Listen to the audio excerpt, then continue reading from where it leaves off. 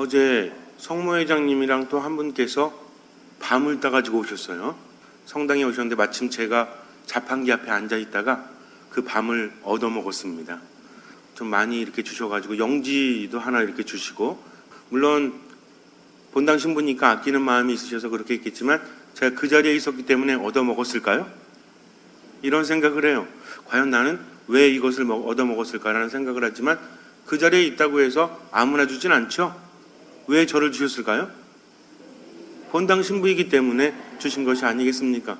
그래서 두 분이 가셔가지고 진짜 고생하면서 그렇게 따셨다가 그렇게 주셨는데 마침 그때 뵐 수 있어가지고 때를 놓치지 않아서 이렇게 얻어먹지 않았나. 그러나 더욱더 중요한 때는 바로 평상시에도 본당 신부와 신자들의 관계가 있었기 때문에 그런 기회가 주어진 것이겠죠. 어떤 사람이 밤을 주스러 나가서 4시간을 주셨습니다. 그런데 어떤 사람은 1시간만 주셨어요. 어떤 사람이 더 많이 주실 수 있었을까요? 그럼 제가 이런 질문을 하겠습니까? 여러분들은 분명히 제 질문을 받으면서 어쩌면 당연하게 4시간이라고 말하고 싶지만 왠지 1시간이 답인 것 같죠? 그럼에도 불구하고 뭐라고 대답해 줘야 돼요? 4시간이라고 대답해 줘야 질문한 사람이 보람이 있지 않습니까? 아마 여러분들도 이미 경지에 올라시셔가지고, 그렇다면 왜 4시간을 주신 사람이 1시간을 주신 사람보다 더 적게 주셨을까요? 물론 어떤 사람은 열심히 주셨다라고 말할지 몰라요. 그러나 둘 다 열심히 주셨는데 왜 그랬을까요? 하나도 안 들려요. 그런데 어떤 사람은 내가 더 열심히 해야 되겠다 해서 10시간을 주셨는데 하나도 듣지 못했어요. 그 이유는 또 무엇일까요? 밤이 없는 데서 주셨기 때문에 물론 그렇겠죠. 그런데 첫 번째 사람은, 그러니까 4시간을 주신 사람은 한밤중에 가서 밤을 주셨습니다. 그리고 1시간을 주신 사람은 한낮에 가서 밤을 주셨고요. 그리고 10시간을 주신 사람은 한낮인데 겨울에 가서 밤을 주셨어요. 이제 이해가 되십니까? 모든 것에는 때가 있다는 거죠. 아무리 애를 쓴다고 할지라도 때가 맞지 않으면 의미가 없지 않습니까? 우리가 세상을 살아가면서 때를 아는 사람과 때를 모르는 사람은 엄청나게 차이가 있죠. 지금은 내가 사과할 때라면 사과해야 되죠. 고집을 부릴 때가 있고 고집을 부리지 않을 때가 있지 않습니까? 괜한 고집 부렸다가 후회하는 경우 있어요, 없어요? 특히 우리가 형제님들이 부부싸움 할 때도 자매님한테 슬쩍 져줄 때가 있죠. 근데 이때를 놓치면 어떻게? 아주 고달퍼져요. 그렇기 때문에 그때 숙일 때를 제대로 알아야 한다는 거죠. 위로할 때도 알아야 합니다. 근데 이거 왜 놓쳐요? 자존심 때문에. 즉 자기 자신을 버리지 않으면 때를 놓칠 수밖에 없다라는 거죠. 우리가 어디 갈 때도 물론 자기 차를 가고 갈 때는 상관없지만 버스를 탈 때는 어때요? 시간이라는 것을 제대로 지켜야 되지 않습니까? 요즘에는 버스가 많지만 옛날에는 그랬어요? 옛날에는 버스가 별로 없기 때문에 정류장까지 걸어가죠. 일을 하다가 버스 시간이 어느 정도 된다. 그런데 이 버스가 많지 않으니까 내가 정류장까지 걸어가는 시간까지 계산해서 요 정도 되면 멈추고 나가야 되죠. 요즘엔 그런 일이 별로 없죠.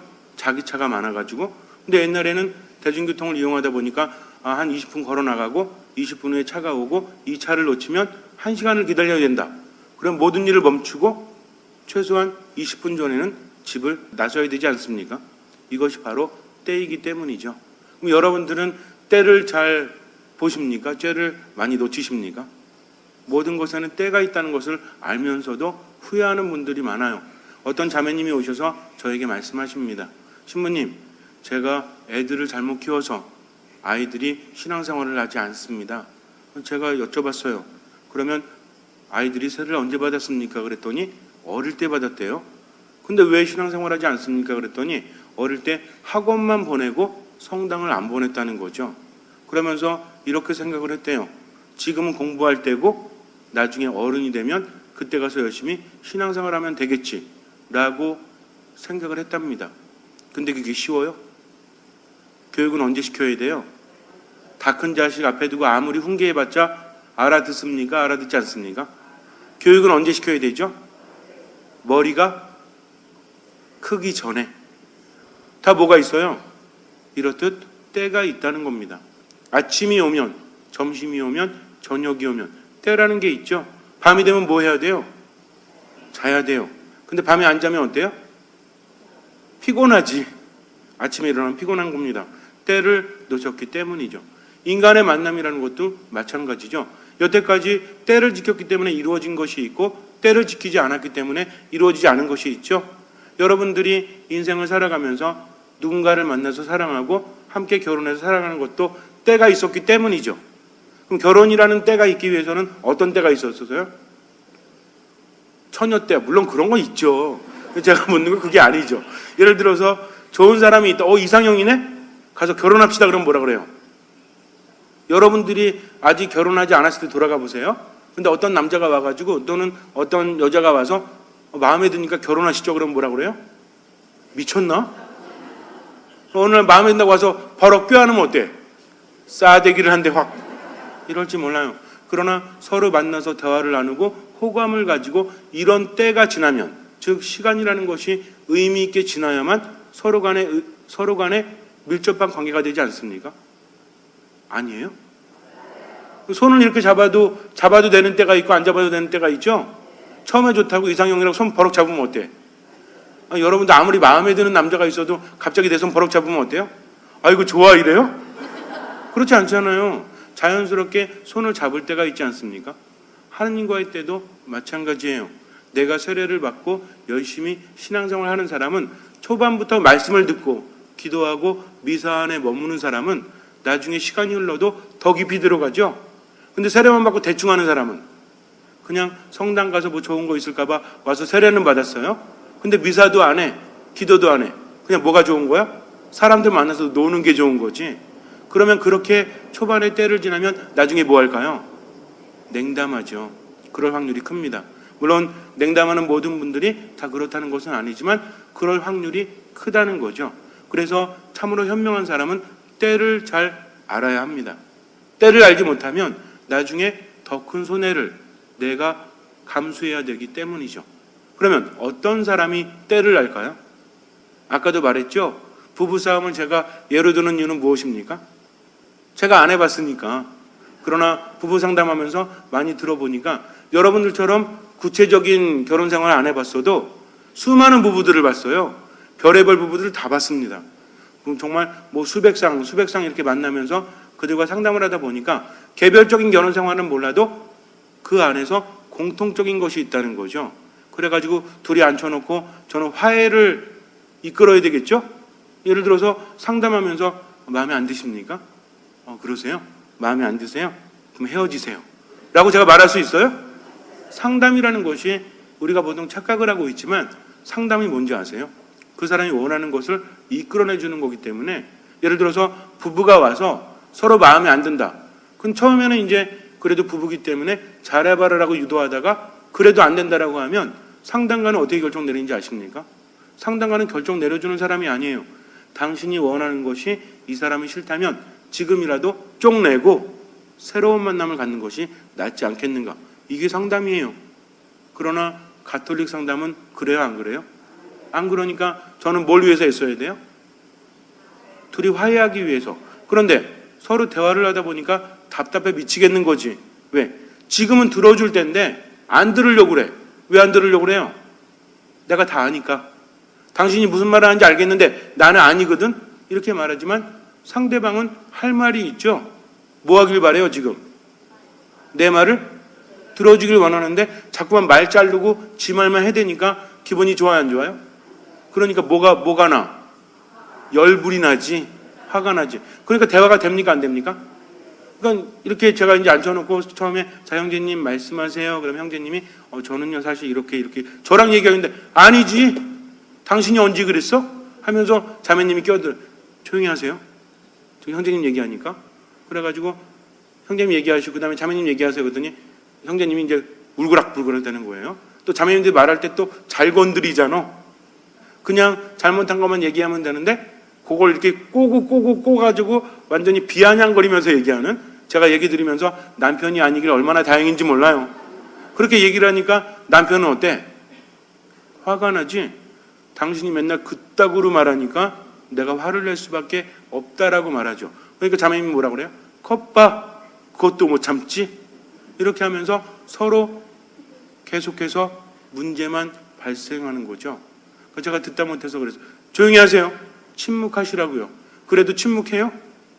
언젠가 말씀드렸지만 말을 할 때마다 10,000원씩 벌금을 받았는데 그때 20만 원 쌓였어요. 20만 원. 그거 아르바이트로 아주 그냥 괜찮은 것 같아요. 물론 끝나고 돌려주긴 했지만 제가 그랬습니다. 이거 보십시오. 여러분들이 침묵을 지키지 못하니까 뭐가 나갔어요 지금? 돈이 나갔죠? 그러나 이 돈보다 더 소중한 것을 잃어버리지 않았습니까? 그러니까 침묵할 때는 침묵할 줄 알고 들을 때는 들을 수 있어야만 서로의 관계가 유지되기 때문이죠. 서로가 논리적으로 따지고 싶어서가 아니라 내 말을 들어주기를 원하는데 내가 뭘 잘못했냐고 이렇게만 말하고 있으니 답답해요, 안 답답해요? 지금 내가 말하고자 하는 것은 당신이 잘못했다가 아니라 내 말을 좀 들어달라는 얘기죠. 그러면 처음에는 비아냥거리고 이러면 뭘 알아야 돼요? 이 사람이 나를 무시하니까 비아냥거린다? 우리 자매님들 한번 솔직하게 한번 말씀해 보세요. 여러분들이 형제님들을 공격하고 뭔가 비아냥거리면 그러면 그거 다 들어주면 어때요? 아니 이 사람이 그냥 빙신 같아가지고 다 들어주네? 이렇게 생각해요? 내 속에 있는 게 다 쏟아지고 나면 그 다음에 어때요? 그 다음에 미안한 마음도 있고 내 얘기를 들어주니까 고마운 마음도 있죠? 근데 안 들어주니까 이게 계속해서 화가 쌓이지 않습니까? 그러니까 우리 형제님들은 이렇게 생각하시면 돼요. 이 사람이 지금 엄한 소리 하면 들어주면 된다. 왜? 그게 다라면 힘 다 빠지면 자연스럽게 내려올 수밖에 없어요. 근데 힘이 다 빠질 만한데 또 열받게 되면 또 뭐가 나? 승질나고 화딱지가는 거 열이 나니까 힘이 또 솟구치죠? 그러니까 내려와야 될 때 못 내려오고 위로 싹 솟구치니까 어때? 내가 아내의 이야기를 잘 들어줘야 되는데 안 들어주니까 원래는 인간이라는 어떤 생체 리듬이라는 것이 뭔가 열이 확 나면 어떻게 해야 돼요? 시켜줘야 되지. 근데 여기서 시킬 기회를 안 주고 내가 가만히 들어줘야 되는데 안 들어주니까 더 열받죠? 더 열받죠? 이러니까 어때요? 안에서 열을 내지 말아야 될 때도 열 내니까 나중에 어떻게 돼? 터져버리죠. 그러니까 담배도 안 피고 술도 안 먹는데 간이 상합니다. 이런 상태가 된다는 거죠. 분노라는 것은 우리 삶 안에서 필요할 때도 있어요. 근데 너무 심해지니까 안에 있는 모든 에너지를 다 태워버리고 그것이 몸을 상하게 만든다는 거죠. 그래서 사랑하기 때문에 들어줘야 되죠. 듣기 위해서는 뭐가 필요해요? 아니 어떻게 나한테 이럴 수 있는가? 지금 나를 무시하는 거 아니야? 특히 우리 형제님들이 가장 기분 나빠하는 게 언제예요? 얼마나 나를 무시하면 이딴 소리를 하지? 이렇게 착각을 하면 안 된다는 거죠. 상대방은 지금 나를 무시하는 것이 아니라 바로 내가 그 사람에게 뭔가를 해줄 수 있는 존재이기 때문에 나에게 그렇게 말을 하는 것이 아니겠습니까? 그럼 나 아니면 그럼 옆집 남편 붙잡고 이야기하나요? 아니거든요. 그래서 가장 중요한 것을 놓쳐버리니까 결국은 나를 내려놓지 못하니까. 어떤 사람이 때를 알죠? 겸손한 사람만이 때를 압니다. 나를 내려놓는 사람만이 그 때를 안다는 거죠. 어떤 사람만이 때를 잘 지킬 수 있어요? 사랑이 있는 사람만이 때를 잘 지킬 수 있죠. 이거 여러분들 분명히 생각하셔야 돼요. 지금 내가 무엇을 할 때인지. 한 9시 좀 넘으면 뭐 할 때예요? 월요일, 수요일, 금요일은? 미사 갈 때이지. 하느님과 함께 해야 되니까. 그 다음에 화요일, 목요일은 한 7시쯤 되면 어디 갈 때예요? 이것이 전해 오시는 게 좋긴 하지요. 성당 와서 하느님 만나고 별거 아니지만 말씀을 들으면서 내가 때를 알게 되고 변화가 됩니까 안 됩니까? 변화가 되잖아요. 지금쯤이 이제 여러분들이 저하고도 친숙한 시간이 되어야 되겠죠? 처음엔 어땠어요? 뭔 소리를 하는 건지 들어도 이쪽으로 듣고 이쪽으로 나가고 아이고 저렇게 많은 말씀을 내가 어떻게 알아듣지? 그랬죠? 솔직해지세요 좀. 그래가지고 막 아니 뭐 믿음이 뭐고 겸손이 뭐고 뭐 사랑이 뭐고 맨날 얘기하고 뭔 소리인지도 모르겠는데 그랬죠? 괜찮아요. 그럴 때는 그럴 때니까. 근데 지금 그러면 돼요 안 돼요? 아니 1월부터 지금 거의 9월까지 몇 개월을 들었어요? 8개월을 들었으면 이제는 머리에 새겨질 때도 되지 않았습니까? 그렇지 않아요? 그러니 이제는 제가 말해도 조금 어려운 감이 없진 않지만 그래도 뭔 얘기를 하는지는 알아들으십니까? 그러면 된 거예요. 이쪽에는 알아들으셨대. 저쪽에는 못 알아들으셨나 봐 아직 못 알아들으셨어요? 그렇죠. 여러분들이 지식이 쌓이는 거 중요하지 않아요. 내가 느끼는 대로 살아가면 됩니다. 제 목적이 뭔지 아십니까? 제가 여러분에게 가끔 질문하죠. 대답하기를 원하죠? 왜 그러냐면 그것도 강조법이에요. 그러면서 내 안에 새겨지면 됩니다. 저는 여러분들의 지식을 쌓으려고 하는 것이 아니라 마음속에 새기려고 그래요. 그래서 내가 왜 힘들지? 저 인간 때문이야가 아니라 내 마음에 하느님께서 안 계시니까, 그러니까 내 안에 하느님이 계시는 뭐 해야 되겠다? 기도해야 되겠다. 말씀 안에 머물러야 되겠다. 미사에 충실해야 되겠다. 그러면서 내 안에 믿음이 있는가 없는가는 어떻게 할 수 있나? 내가 하루에 10시간 기도하는 것이 중요한 것이 아니라 내 안에 무엇이 있는가? 그렇죠. 사랑이라는 열매를 맺고 있다면 사랑은 무엇과 함께 가니까? 믿음과 소망과 함께 가죠. 그러니까 내 안에 믿음이 있는가는 무엇을 보면 알아요? 사랑이 있는가 없는가. 내가 분노를 갖고 있다면 뭐가 없는 거예요? 아니, 분노하고 사랑이랑 같이 있을 수 있어요? 미움이랑 사랑이랑 같이 있을 수 있어요? 없습니다. 물론 미움이 생겨날 수는 있죠. 그러나 사랑이 크면 미움이 사라져요, 안 사라져요? 저놈의 인간 오늘 그냥 밥 주는 것도 아까우니까 그냥 고기 반찬은 다 냉장고에 이렇게 숨겨놓고 풀만 줘야지. 이게 사랑이에요? 미워 죽겠지만 그래도 어때요? 그래도 몸 좋아지라고 고기 반찬 해줘. 이게 사랑입니다. 무슨 얘기인지 아시겠죠? 그러니까 미움이 생기더라도 사랑인 사람은 이렇게 하지만 미움이 너무 강하면 사랑이 어떻게 돼요? 사라져버리죠. 그러니까 음식하면서 가장 중요한 게 뭐예요? 사랑과 정성이 들어가야 되는데 대충 휘젓고 먹든지 말든지 이러고 주면 여기에는 사랑이 있는 거예요, 없는 거예요? 없다는 겁니다. 이걸 누가 알아요? 내가 알죠. 그래서 우리 안에 믿음이 있다면 누구의 뜻대로? 하느님의 뜻대로, 내 뜻이 아니라. 이게 가장 중요합니다. 이것만 아시면 하산하면 돼요. 이제 살아가시면 됩니다. 그러나 힘이 없으면 살아갈 수 없죠. 우리가 듣는 이유는 뭐냐면 어떤 분들이 그래요. 신부님, 제가 강론 시간에 열심히 듣는데 나가면 다 까먹어요. 괜찮아요. 까먹으라고 있는 겁니다. 그러나 내 안에 그 말씀의 씨앗이 뿌리를 내리게 되면 말씀이 자라죠. 자라게 하시는 분은 하느님이십니다. 왜 하려고 하십니까? 하려고 하지 마세요. 들으려고만 하십시오. 듣다 보면 말씀의 씨앗이 뿌리를 내리고 이게 자라납니까? 안 자라납니까? 자라나요. 어떤 분이 제가 봐도 이 할머니는 우리 본당은 아니에요. 아직은 예전에 있던 본당인데 할머니가 맨 앞에 앉아가지고 맨날 졸면서도 잘 들어. 근데 이게 내공이 쌓이다 보니까 한 3년 졸면서 듣다 보니까 졸다가도 대답하네. 저는 깜짝 놀랐어요. 아예 그냥 이 할머니 제껴놓고 있었거든요. 연세가 이제 뭐 78세 막 이렇게 되니까 제가 이제 신자분들한테 이렇게 질문을 했어요. 그랬더니 아무 대답 못하는데 혼자 조시다가 갑자기 믿음 이러시는 거예요. 대단하시다. 그래가지고 이 할머니가 자기는 아무리 들어도 모르겠대요. 그래서 제가 그랬어요. 할머니, 요즘에 밥 모임 가시면 어떠세요? 그랬더니 옛날에는 가기 싫었대요. 요즘에 가면 하도 칭찬을 해주고 너무 좋대요. 자기도 가면 옛날 젊은 사람이 말하면 젊은 것이 뭘 알아? 하면서 이렇게 꿍해 있었는데 요새는 보기만 해도 이쁘대요. 그냥 아유 30대 초반인데 그냥 밥 모임도 나오고. 그러니까 할머니가 어때요? 사탕도 주고 이러니까 또 그 자매님들은 어때요? 이쁨 받으니까 나와야 안 나와요? 나오고 있죠. 믿음이 뭔지 몰라도 사랑이 뭔지 몰라도 뭘 실천하고 있습니까? 지금 사랑을 실천하고 있죠. 하느님 때문에. 이런 변화가 중요한 거지 머리로 아는 게 중요하지 않다는 거죠. 그럼 제가 와가지고 여러분들한테 사랑하세요 끝 하고 내려갔으면 좋겠어요? 아닙니다. 믿음 안에서 여러분들에게 풀어드려야 되고 그것을 획득하는 것은 여러분들이라는 거죠. 그래서 때로는 정말 꽹과리 소리처럼 의미 없는 말을 할지라도 여러분들에게는 그 말씀의 씨앗이 뿌리를 내릴 수 있다는 믿음이 있기 때문에 그렇게 하는 거죠. 우리가 모든 걸 잘해서 그러는 거 아니에요. 어떤 분들은 또 제가 이렇게 얘기하니까 매사에 제가 다 지키면서 사는 것 같죠? 얼마나 감사한지 몰라요. 말할 수 있어서.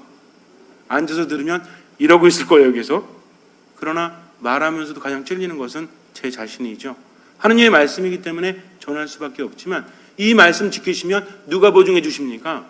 하느님께서 보증해 주시기 때문에. 그래서 모든 것에는 때가 있는데 이 때를 머리로 몰라서 놓치는 경우는 거의 없어요. 압니다. 근데 뭐 하지 않아서? 그러니까 왜 실천하지 않는 거죠? 제가 지금까지 얘기했죠? 뭐 하지 않은, 때를 알기 위해서 뭐가 필요하다? 물론 사랑이 필요한데 때를 알기 위해서는 뭐가 필요하다? 자, 아까 제가 뭐라고 그랬어요? 물론 좀 이렇게 제가 과장되게 표현했지만 형제님들이 부부싸움하다가 사과할 때를 놓치는 이유는 무엇이다? 그렇죠. 자존심 때문이다. 그래서 때를 알기 위해서 뭘 버려야 된다? 자기 자신을 버려야 된다. 요거를 전문 용어로 바꾸면 뭐죠? 두 글자로 줄이면? 또 전문 용어라고 하니까 어렵게 생각하지 마세요. 자기 자존심 버리고 자기를 버리는 걸 두 글자로 줄이면 뭡니까? 겸손이라는 겁니다. 그래서 예수님께서는 나를 따르려는 사람들은 자기 자신을 버리고 제 십자가를 지고 나를 따라야 한다라고 말씀하시고 있는 거죠. 우리가 너무 잘 알고 있지만 이 말씀을 깨닫기 위해서는 분명히 알아야 합니다.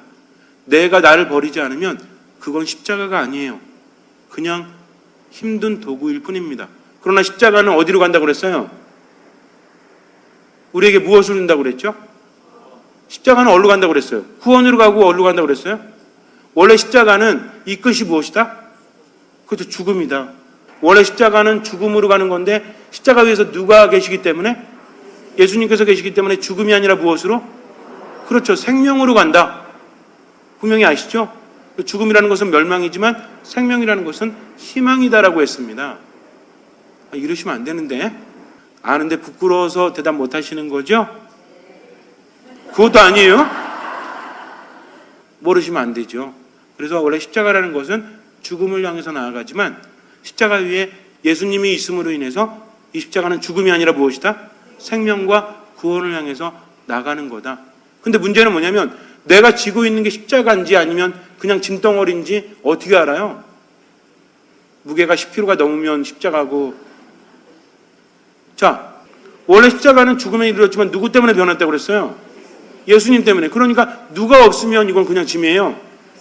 예수님이 없는 십자가는 죽음의 도구요 짐일 뿐이지만 예수님이 계시기 때문에 구원에 이르는 생명의 도구가 되었다는 겁니다. 이게 중요하다는 거죠. 그러니까 지금 내가 누구를 안에 모시고 십자가를 지는 겁니까? 예수님을 내 안에 모시고. 그럼 누구의 뜻대로?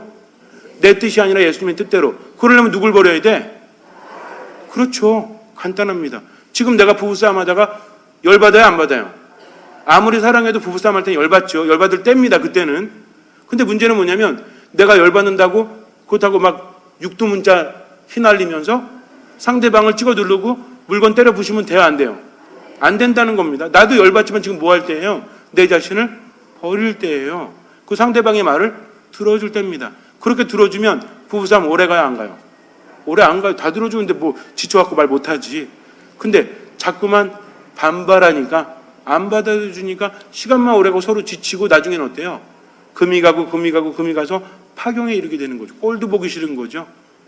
자식은 안 그렇지만 그러니까 한 집에 살아도 어때? 너는 저 방, 나는 이 방. 점점 나이대가 내려가고 있어요, 이제. 그러니까 얼마나 힘든지도 몰라요. 같이 있으면서도 함께하는 게 아니니까. 이게 다 뭐 때문에 그래요? 상대방 때문이 아니라 내가 내 자신을 버리지 못했기 때문에. 그래서 뭐가 필요하다? 때를 알기 위해서는 머리로 아는 때가 아니라 정말 삶의 지혜로 때를 알기 위해서는 뭐가 필요하다? 알고 실천하기 위해서는 우리가 아직 때가 아닌가 봐요. 아직은 아닌가 봐요. 그래서 내 자존심을 버리는 거 뭐라고 그랬어요? 그렇죠. 겸손입니다. 겸손. 내가 사랑하지 못해도 내 자신을 버리고 듣다 보면 상대방이 얼마나 아픈지 이해가 됩니다. 처음부터 사랑할 수 있으면 이 사람은 성인이고요. 근데 아니 뭔 놈의 여자가 이렇게 소리를 빽빽 지르고 그냥 이런 생각이 들어도 가만히 한번 들어보는 거예요. 지금 화내는 거 듣지 말고 무슨 말 하는지. 그래서 나중에 아유 그게 힘들었구나. 미안해 여보 내가 모르고 그랬어. 나 용서하지 마. 그럼 자매님도 어때요? 오케이 용서하지 말랬지. 이럽니까? 또 이건 또 그렇게까지 생각할 필요는 없잖아요. 그러니까 속으로 좀 뼈르퉁해도 어때요? 금세 풀어져요 안 풀어져요? 금세 풀어집니다. 그러니까 상대방이 그렇게 겸손한 마음으로 모든 것을 받아들이기 때문에 풀어질 수 있는 때, 이게 때라는 거죠. 그래서 하느님을 섬기는 것도 때가 있고 그분의 뜻대로 살아가는 것도 때가 있습니다. 그런데 이 때를 놓치면 인간의 노고는 의미가 있어요 없어요? 이미 승질 날 거 다 나 있고 간상할 거 다 상해 있는데 그때 가서 여보 미안해 잘못했어 그러면 어떤 생각이 들어요? 승질 나지. 그때 했어야지. 왜 이제 와서 저래? 그러면 그때 뭐가 됩니까 안 됩니까? 어떤 자매님이 형제님한테 맨날 당하다가 이제 이혼 소송을 했어요. 형제님 깜짝 놀란 거지. 아니 이 여자가 이혼 소송을 할 줄은 꿈에도 몰랐거든요. 정말 혼자 살아갈 수 없는 여자인지 알았는데 하도 당하니까 이제는 괴로우니까 이혼 소송을 한 겁니다. 그때 와서 부인한테 여보 미안해 잘못했어 라고 하면 부인이 사과했으니까 받아줘요? 이거 하기가 얼마나 힘들었을까요? 이미 했으니까 안 받아들여 주겠죠. 이미 뭘 놓쳤기 때문에 그래요. 때를 놓쳤기 때문에. 그래서 젊었을 때 잘해야 나이 들어서도 혼자 밥 안 해 먹을 수 있어요. 안 그러면 젊었을 때 잘 못하면 나이 들면 부인이 못 끓여나? 곰탕 끓여나? 이때부터 아주 그래갖고 곰탕 이딴만한 거에 끓이면 5박 6일짜리 그래갖고 이거 팩에다 넣어가지고 이렇게 넣으면 한 15일짜리 이렇게 될 수 있어요. 그래갖고 이제 영감님한테 이러죠. 팩에다가 이렇게 놨으니까 하나에서 끓여서 밥 먹으라고. 밥할 줄 아니까. 그리고 김치도 많이 담궈놨으니까 요거 이렇게 팩으로 해가지고. 실제로 있었던 일이에요. 어떤 형님이 오셔가지고 큰일 났대요. 그래갖고 왜 그러냐고 했더니 자기 마누라가 또 곰탕을 끓이고 있대요. 신부님 좀 말려달라고. 그래가지고 제가 할머니한테 가가지고 왜 그러시냐고 했더니 성지순례 떠나시려고 미리 준비하시는 거래. 성지순례 누구랑 같이 가? 저랑 같이 가요. 그러니까는 영감님한테 가서 제가 그랬어요. 어르신 성지순례 가신다는데 저랑 같이 가니까 저도 말릴 수가 없어요. 그랬더니 영감님 왜 나 안 데리고 가냐고. 그러니까 할머니가 절대 자기 영감 데리고 가면 안 된대요.